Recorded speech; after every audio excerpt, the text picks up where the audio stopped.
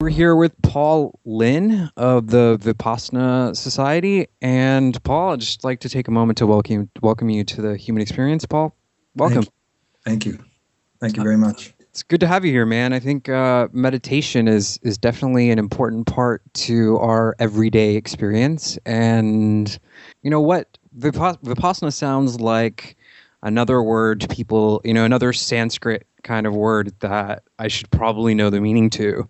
What is it? So what does it mean? Actually, it's a Pali word.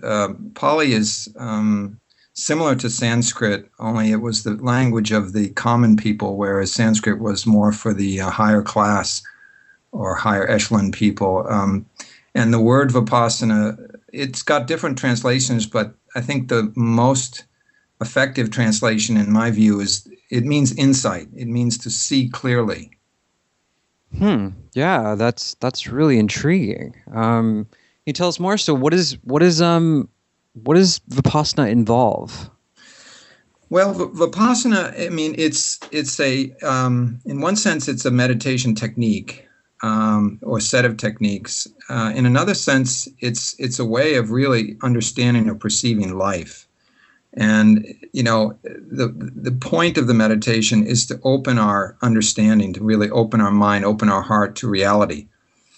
And this has to occur in a way that's experiential. It has to be direct. And in order to come to that, in most cases, a practice or a method, you might say, is helpful for many people. I mean, some people just get lucky and they kind of wake up and see clearly, through sometimes there's a trauma and people will see clearly, beyond the conditioned mind in that circumstance. Some people have this experience, when they're dying.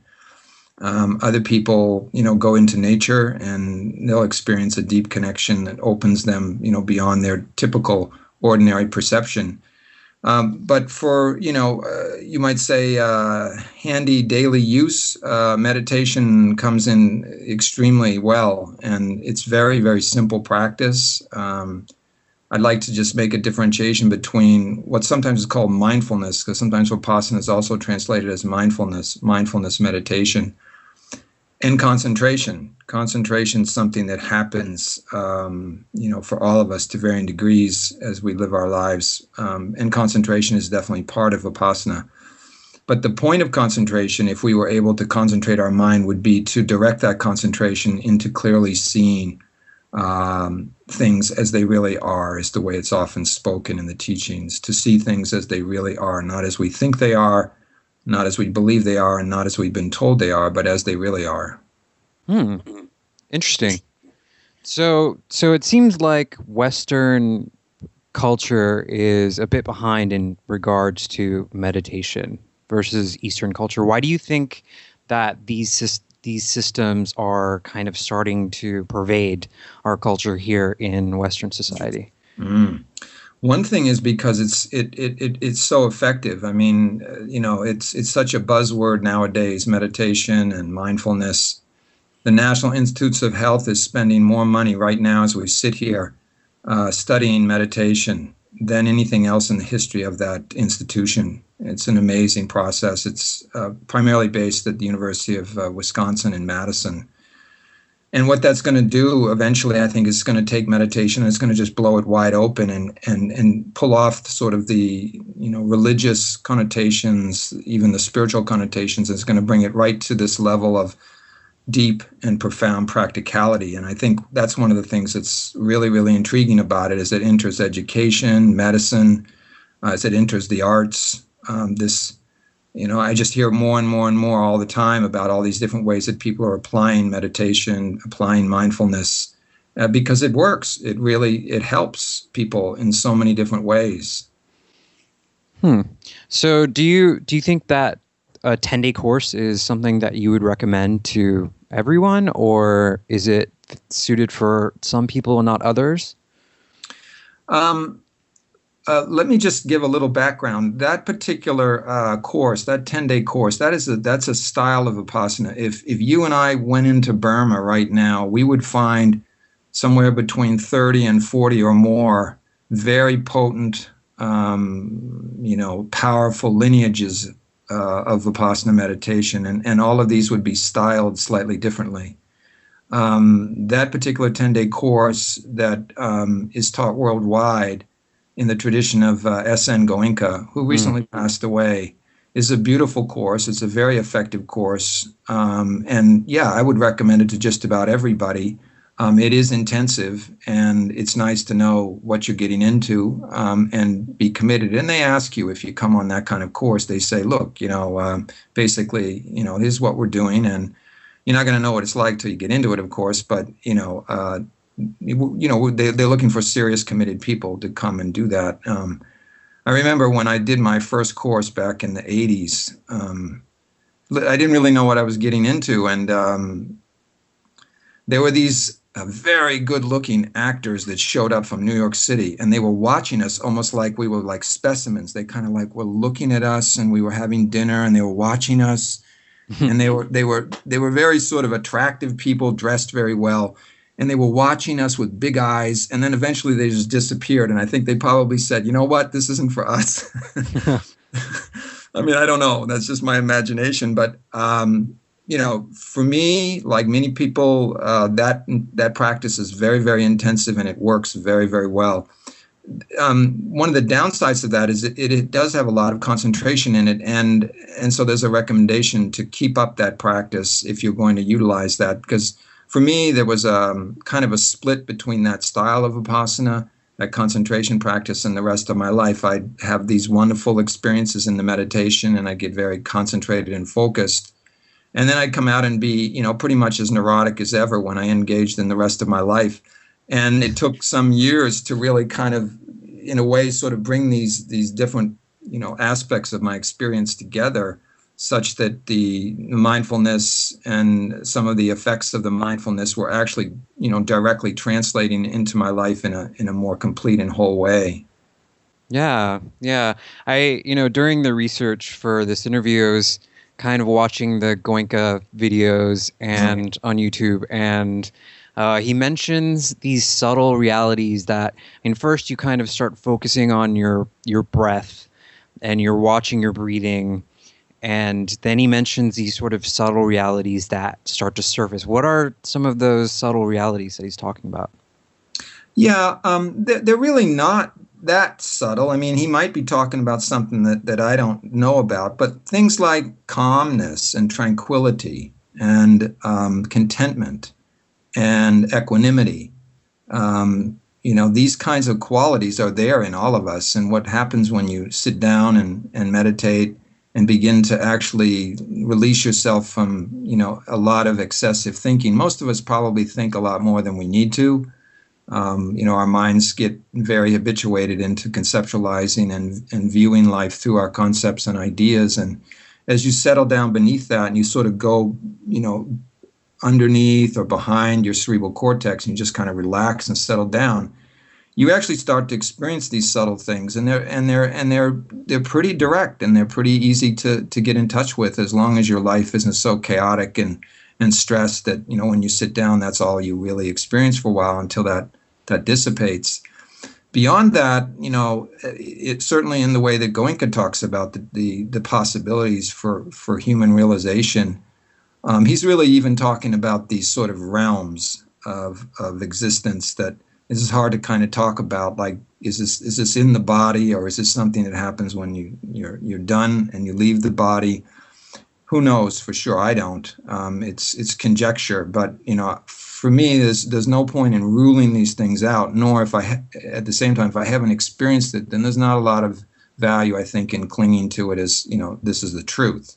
So if I haven't seen it, then it's not really the truth. But things like loving kindness and compassion, sympathetic joy, these qualities, like, for example, loving kindness would be really feeling love for all things and all beings when your heart just really opens up. Compassion would be, the most intelligent and true and fundamental response to suffering and difficulty. Sympathetic joy would be like somebody wins the lotto, and instead of like I go, God, no, nothing good happens to me. Yeah. I like actually feel like really good for that other person's good fortune. Like I'd really just like hop on that wave of goodness there and happiness, and I experience that. And then equanimity, which is really emphasized a lot in that particular style of Vipassana, is this balance, this capacity to be with what's happening in a non-reactive and open, responsive way. And that really is a very, very subtle and ever-deepening thing to really find what it means to not just feel balanced physically, but feel balanced mentally, emotionally, and then in a way to even transcend your perceptions of balance such that, for example, at the time of the Buddha, there was a story about how he meditated with his teachers, and he went as far as he could with them, and then he said, look, my mind is still afflicted, I still have suffering, like how do I deal with this? And they said, you can't really take that out, you can't really fix that, just hang out with us, you got it real quick, you learn the method, just study here, stay, a lot of students want to learn this, just stay here. He said, no, I got to go. I need to find an ultimate truth of release from this angst that I feel, as subtle as it may be. So he kept meditating, and then he found this meditation. He called it Vedana Narodha. Vedana means sensation. Narodha means extinction. It's extinction. This is really interesting to me, very subtle. Distinction, elimination of all feeling, pleasant, unpleasant, neutral. There's three kinds of feeling in Buddhist psychology: pleasant, unpleasant, and neutral. And all of our emotions would be classified in those three feelings. They use the word mental feeling in Abhidharma, Buddhist psychology.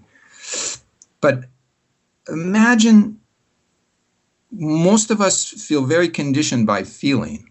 If it feels good, we like it. If it doesn't feel good, if it doesn't feel good enough, we start to not like it.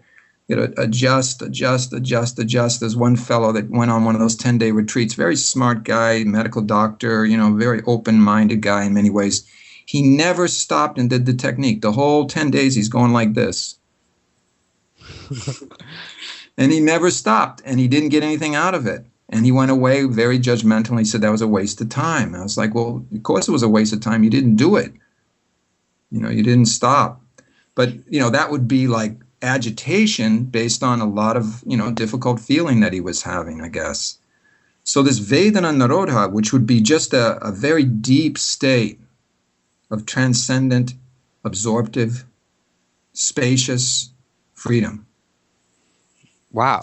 Still in the body, Xavier, still in the body, but Vedana Narodha. Now, nobody's apparently at that time of the Buddha had found this, so he had to name it. He had to actually come up with those words. I mean, he went further than that, like in terms of experience subtleties. There was like, at that time, there was a word for the atom.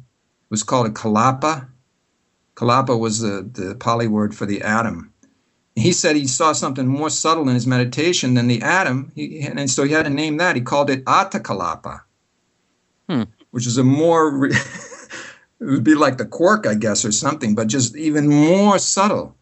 So, what happens when we settle down is we begin to see and experience. When I use the word see, I mean directly experience. We begin to directly experience things much more intimately, much more subtly, much more closely. And it seems, to me at least, that deepening is infinite.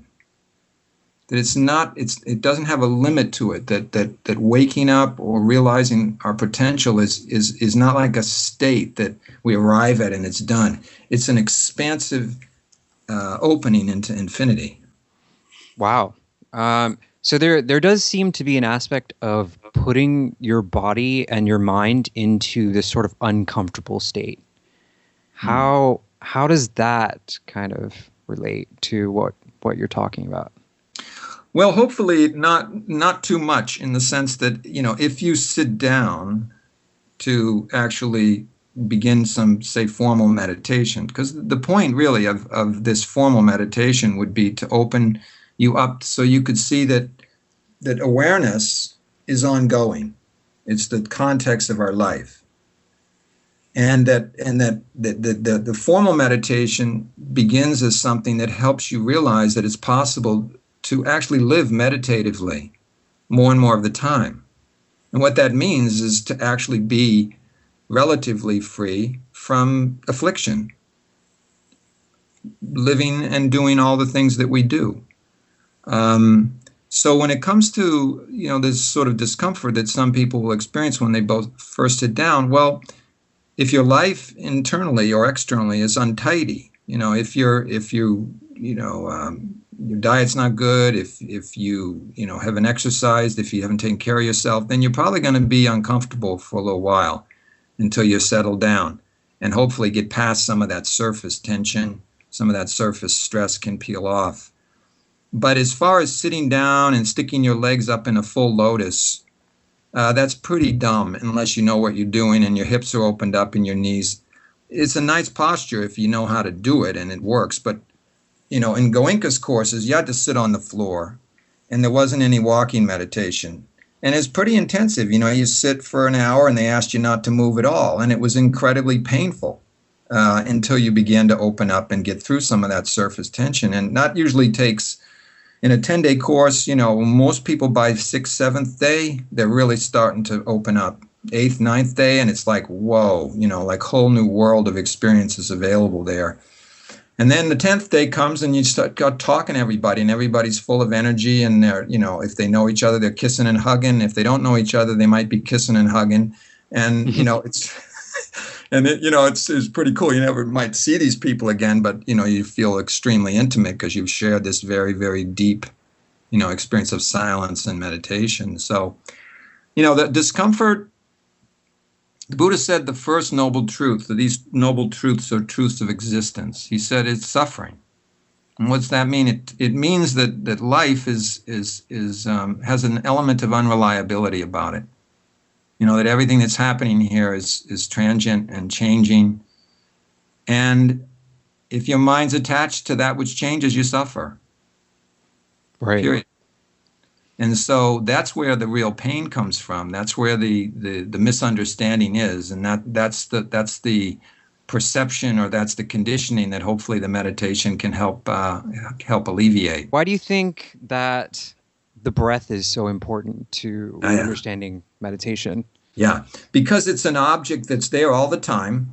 You don't have to manufacture it. You don't have to imagine it. The other thing about it is that it's both a physical and mental process. In other words, obviously, breathing is what in part keeps our body alive. So it's a physical process, but also it's a mental process in that our state of mind, our emotional state, influences our breathing. And so if you start observing your breathing, and I'm talking about like the natural breathing, not doing like breathing exercises where you breathe a certain way like a pranayama, that's okay too, but that's different.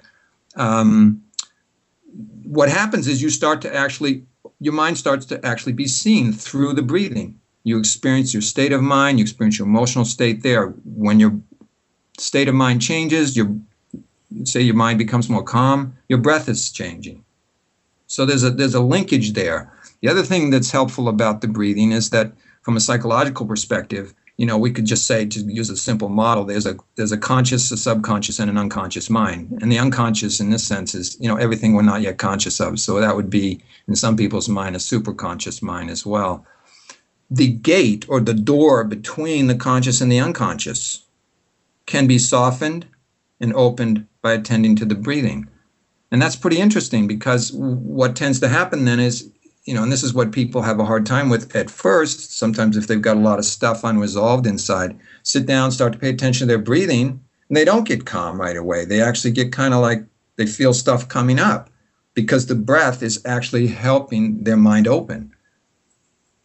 And so whatever's there is going to start to surface. If the person has a lot of fear in there, they have a lot of sadness, maybe they have a lot of confusion, doubt, that'll just start to surface, and they'll start to see that. And if they understand how to practice meditation correctly, they're responding to that by opening, by being curious and interested, rather than bailing out and going and having an ice cream and watching television.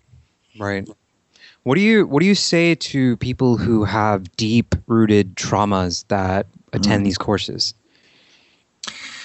Well, it can be challenging if you have a lot of trauma and you come on a meditation retreat. Sometimes you're going to have a hard time unless you have good guidance, and oftentimes folks are going to benefit from psychotherapy who have trauma if they've got a lot of unresolved things. Meditation is really good for some things. It's not particularly the greatest thing for trauma unless the person has a real stability of mind. I had a fellow once who came, and he had profound epilepsy, very, very sort of bad grand mal seizures. And he was a really interesting guy. He was a martial artist, and he took himself off the medication while he was in the course, in the meditation. And he let himself go through the experience. I don't know whether this was good or not, but he let himself go through the experience, and he said it was fine. He was okay with it. I was nervous, and this guy was like, an unusual human being in the sense that he was like a real warrior. And I was like, okay, I'm going to hang with you. I'm going to watch this. I'm going to learn from you, but you're really doing something unusual here. Psychological trauma, emotional trauma, it can be tricky. And so I think what has to happen there is, you got to kind of, person needs to make sure they're getting proper guidance. Perhaps they are ready to perhaps not meditate quite as intensively. I had a good friend that at one point years ago, I did 3 months continuously of the meditation. Mm-hmm. And I had a guy as a roommate, and this guy would do a 3-month course every year. So he was up to like his 10th year. Like that means like 3 months out of 12, he's in intensive meditation the whole 3 months. And he's like on his 10th retreat, and he and I were like roommates. Not that we were, talking because it's silent. And at the end of that, like we were like 2.5 months into that, and the teachers told him to stop meditating. And I asked him about that after the course was over. I said, what was that about? He said, well, he was really, really, really, really badly abused as a child. And he started to encounter some of that material, and they told him to just ease off. Just take it easy. Just go for walks. Just go into the woods, walk around. Don't meditate intensively. And I think they made a choice there because they felt perhaps this wasn't the best way to approach this. That if you have a lot of trauma in your life that came from, say, early childhood with parents or with caregivers who weren't treating you correctly, number one, those experiences won't tend to come up so much in meditation. They might, but what they'll do is they'll come up in intimate relationships. And the best place to heal those experiences is in a corrective, intimate relationship therapeutically. Meditation can help kind of soften you and make it available, but in terms of actually working the experience through, oftentimes a therapeutic relationship is very helpful for that and necessary. It's very, very interesting. So I'm trying to formulate my next question here. Why do you think that this type of activity affects evolution so much? I understand that there is we have a conscious mind and a subconscious mind, and it almost seems like the two are at war or in competition or something. So how does Vipassana allow you to recognize these things? Is it the aspect of canceling out all of these external influences like your phone and the internet and information?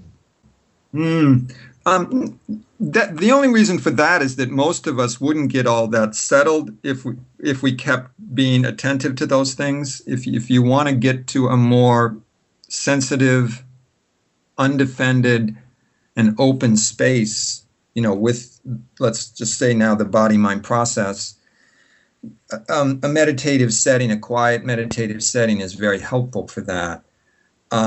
As far as this conflict, yeah, you're pointing to something that's really kind of fascinating. Freud once said that the best thing you can have is ordinary, typical human sadness. Like that's as good as it gets. And he didn't as much as he had insights into the unconscious mind, some wonderful insights, he didn't get to the transcendent understanding of things as exhibited by that statement. The best you can get is ordinary human sadness, so just go with it. No. The rub or the conflict between what we want and what we actually have is profound. It's an extremely subtle and not so subtle thing. So I'm not trying to sort of just take what you said and pull it into this one little configuration here of what we want contrasted to what we have. The illusion is that we can have a happiness through our senses and through contact with this world of things that will ultimately satisfy us, and it never does, because all these things in this world are constantly changing. My relationships, my objects, my comfortable mind states, my emotions. These things, I'm not talking about this in a pejorative way, these things by nature come and go. So part of the resolution of this, you might say, rub between what we want and what we actually have is when you begin to see the nature of experience. This is where insight happens. Most people, if you say, what's going on? And they can tell you. They can say, well, I'm thinking about my car and I've got to change the oil, and then I'm going to go and have dinner with my friend and try to get to bed early. I got to go to work tomorrow. And they can tell you what's in their mind. How do you feel? They might be able to tell you how they feel. How's your body? They could tell you about that. They're aware of the content of their experience and they can describe that. When you meditate, what happens is you go inside that content and you begin to see the process of experience. And this is where all experience is the same. You see the actual process of everything, the process of your thoughts, your emotions, your sensations, your breathing, your perceptions. You even see the process of consciousness itself. And what this process is change. It's transformation. Everything is becoming something other than what it was the moment before. This second, this millisecond, this instant is dissolving, never to happen again in exactly the way it just happened. Boom, over, boom, over, boom, over. And so when we begin to actually see this experientially, this grasping, clinging, this friction in the mind, this conflict you mentioned, releases. It might release just a little bit, or it might release a lot, or in some cases, it's kind of rare, it totally releases, completely releases and doesn't come back. Boom. And in that, what's happening then is a human being is experiencing and is absorbed and is established in the true nature of their mind. The true nature of the mind is liberation, freedom from suffering. Wow. That's really interesting, man. I have a roommate, and she recently attended a 10-day course, and just through my research, I found, I guess there was this Indian guy who took the course, and he started experiencing this sensation of sort of disconnecting from his body. Like he would try to feel his finger and his finger was no longer there. And he said that he was starting to feel like he was completely outside of his body. Mm-hmm. And he was kind of watching the experience happen from like above himself. Mm. Is that something that is common, or? It's not real common. It happens spontaneously sometimes to people where they were, a couple of things can happen. The body can dissolve, meaning like the sensation of the body becomes so subtle that the body just sort of disappears. That's not necessarily out of the body, but it's a very different experience of the body. It's really actually seeing the body for what it really is, or experiencing it as it really is, which is it's ephemeral, it's changing. There's literally more space between the molecules that supposedly make up this form than there are molecules. I mean, literally scientifically true.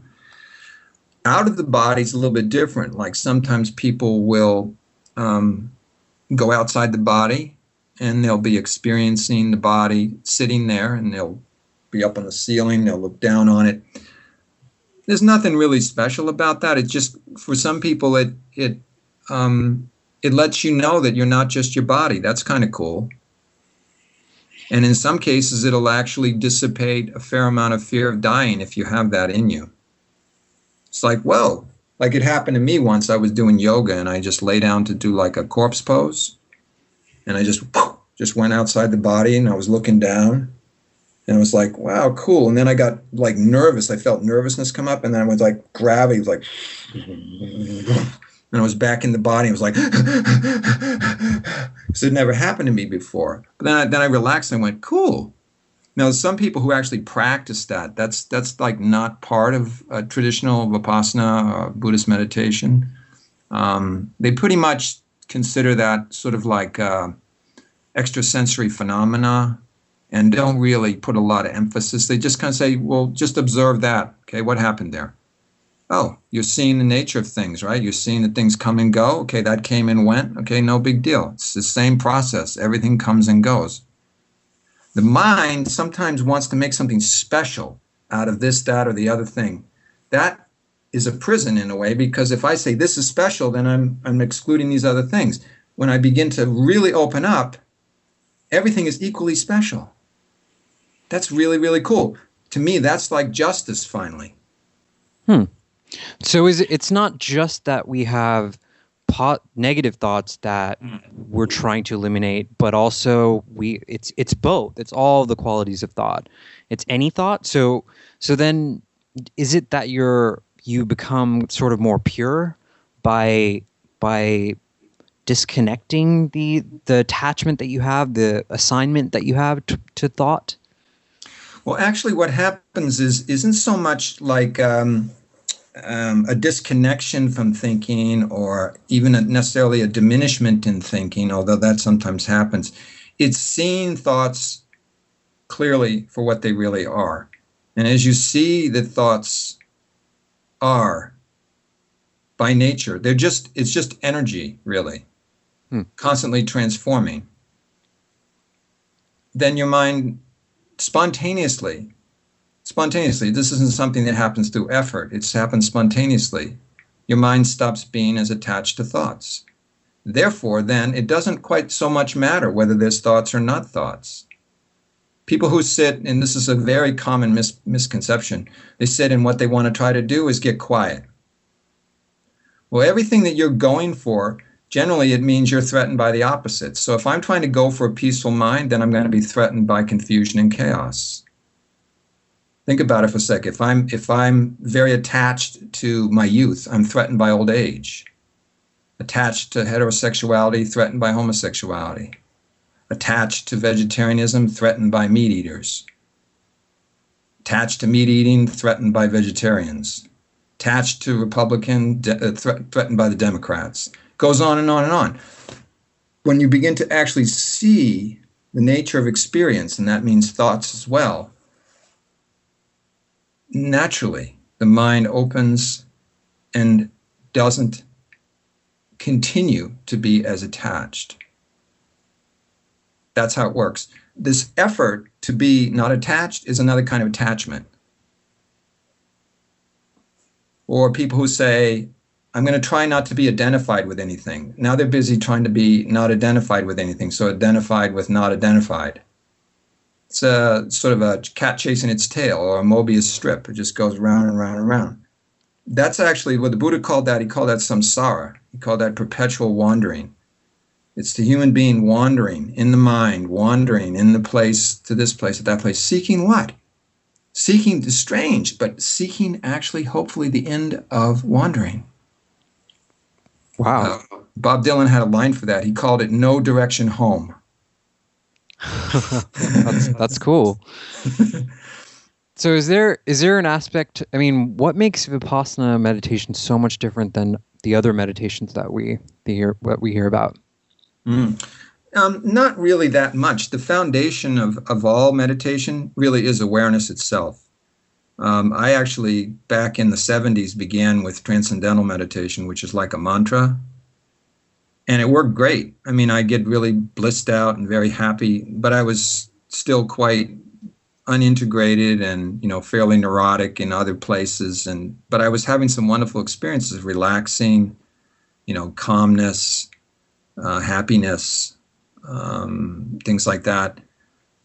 Vipassana has a wonderful gift in that, at least as I understand it and teach it, it opens up a full integrative, you might say, framework for your whole life. And the mindfulness or awareness itself is the context of our life. And as you begin to see this experientially, then, what we would call ordinary human awareness, like I mentioned that before, like, what are you doing? Oh, I'm sitting in my room talking to Xavier. We're doing the podcast. What time is it? It's 9, and so forth.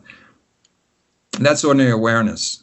Meditative awareness is inside ordinary awareness. It's hiding inside ordinary awareness. Meditative awareness is seeing things, observing things without interfering with them. So it's right here, and everybody experiences this to some extent. Meditative awareness. As this meditative awareness wakes up, it starts to permeate more and more of your life. And it has wonderful health benefits, de-stressing benefits, and of course it has the benefit of bringing insight. And that's what transforms our life. That's where real happiness comes from. It comes from insight. It doesn't come from getting what we want. It doesn't come from things. It doesn't come from even states of mind and states of body. Those can make you happy to some extent, but they all change. Insight is what really brings happiness.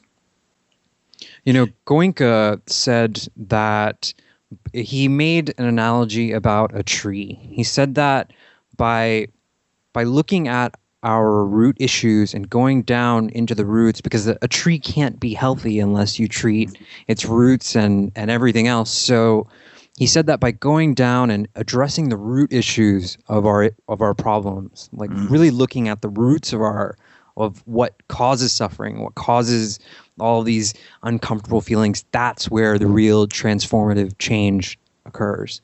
Do you agree with that? Oh, absolutely. Absolutely. No question. And in the classic teachings, that Goenka is very, very classical. I mean, he's a staunch, true Hindu by birth who was awakened through the meditation, but said, I'll keep my religion, even though this, Buddhist meditation, because you're not supposed to shift. If you're a Hindu, you don't jump out and become a Buddhist. That's like bad. Yeah, I can imagine. You don't do that. But yeah, greed, hatred, and delusion. Greed, wanting what I don't have. Hatred, not wanting what I do have. Delusion, being confused about it. Those three forces are rooted in ignorance. Ignorance, not meaning like I'm stupid necessarily, although I could be. Ignorance means ignoring the truth of the way things really are. Not seeing, not experiencing things as they really are.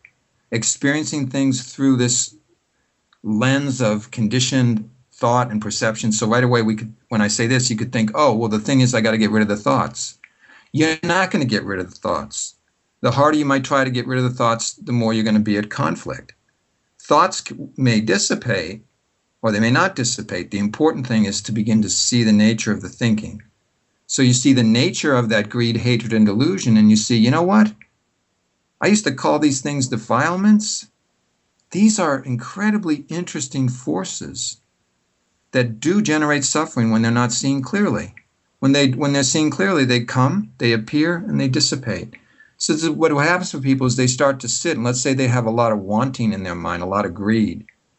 They start to see that clearly, and they start to see that unfolding. They start to see that dissipate, and all of a sudden they're happy and they're smiling, sitting there watching their mind full of wanting because their mind's not reacting suddenly.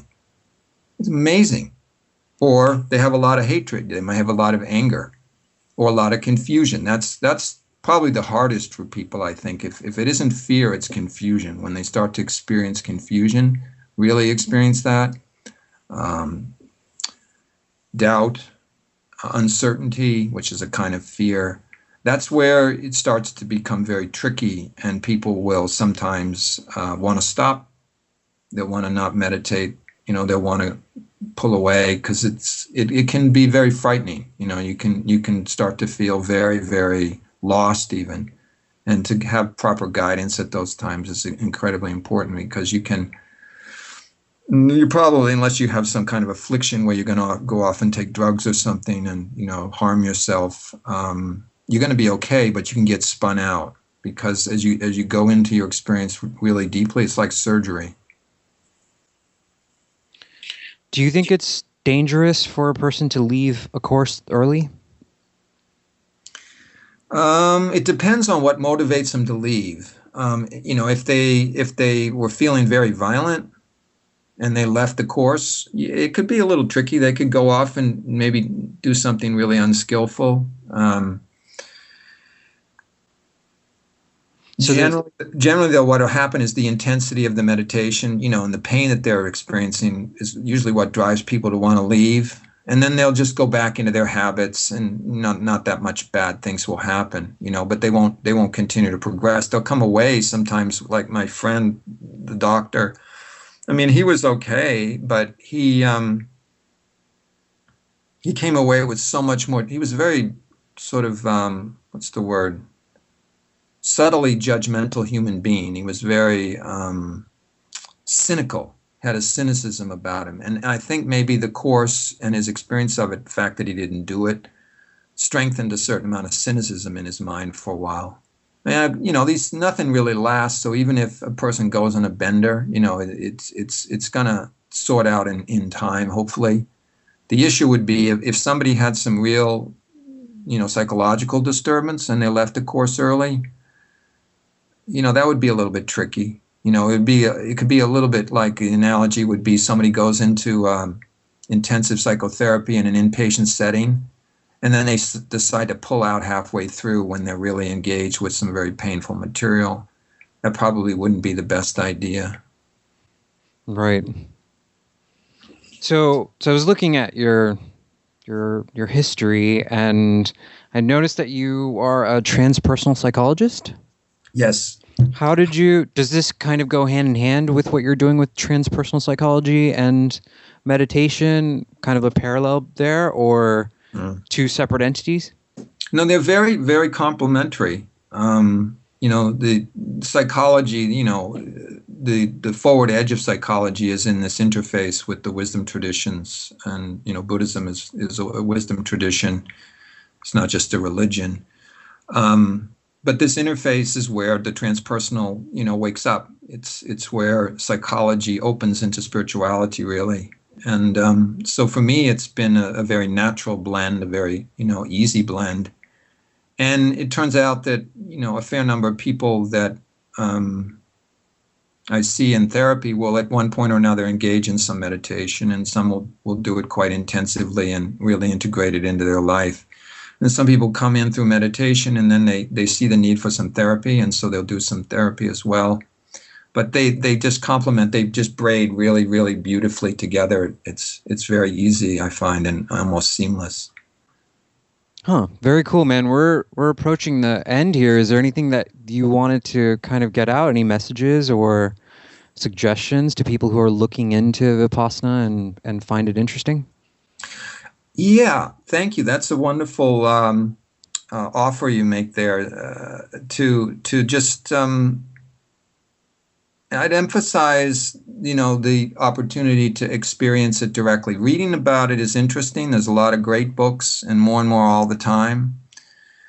But I would say, actually having, setting aside some time to not just maybe sit for 10 or 15 minutes, but to actually, do a course of meditation. That's where you really can see what meditation can offer, is that even if it's just a weekend and you stop and you give yourself to that. Case in point, I have two children there. One's in mid-20s and the other's early 20s. The youngest one is a third-year college student, and he he came on the last retreat that I taught, and he kind of came out of the blue. He said, I want to come on this. I said, really? Great. I said, can I ask you why? He said, well, you've been doing it for 40 years. There must be something to it. And number two, he said, I want to slow down. I want to give myself a chance to shift. He had a really profound experience, and he said, I want to do more of it. He hasn't read much about it. And then every now and then, he'll ask me a question. He goes, Dad, what about that third mark of existence? Could we talk about that? And he'll pull out something from the teachings. But mostly he's just been enjoying the experience of it. And that's what I would recommend to people, is that, they really give themselves a chance to taste it directly through an actual, period of time where they practice it. And that's, I think, it's like I listen to other people play the piano. I might like the piano, play the piano myself, but when I really start to experience it through my own direct playing, then I know what it is. Right. Is there a website that people can find more information about you? Sure. Two websites. There's the Vipassana website. It's www.floridavipassana.org. And then there's a website that I have for psychotherapy. It's www.TsomT, TSOMT.com, and that means Transpersonal Somatic Therapy.